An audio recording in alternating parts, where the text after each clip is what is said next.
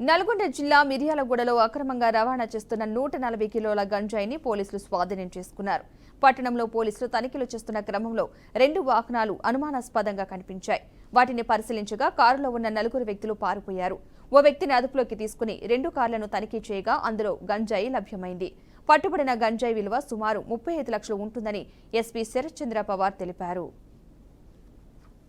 నిన్న 12th రోజు మధ్యాహ్నం మిర్యాలగూడ 1 టౌన్ పోలీస్ స్టేషన్ మనం అవుట్స్కర్ట్స్ లో వెహికల్ చెకింగ్ చేస్తున్న క్రమంలో సిఐ గారికి ఉన్న ఇంటెలిజెన్స్ ప్రకారం వాళ్ళ సోర్స్ ప్రకారం కొంతవరకు గాంజా వస్తున్నది అని చెప్పి ఇన్ఫర్మేషన్ రావస్తే మనం వెహికల్ చెకింగ్ అనేది చేయడం జరిగిందండి. ఆ వెహికల్ చెకింగ్ చేసే సమయంలో 2 వెహికల్స్ సస్పిషియస్ గా ఉంటే మనం దూరంకి చూసి వాళ్ళని ఆ వెహికల్ దగ్గరికి వెళ్ళేటప్పుడు క్రమంలో ఆ ఒక వెహికల్ మనకి 2 వెహికల్స్ పట్టుకోవడం జరిగింది. ఆ 2 vehicles one is Mahindra Bolero, one is Mahindra Marazzo. ఇందులో మొత్తం మనకి 140 కేజీస్ గాంజా, మొత్తం 35 lakhs గాంజా ప్లస్ 2 వెహికల్స్ మనం పట్టుకోవడం జరిగింది.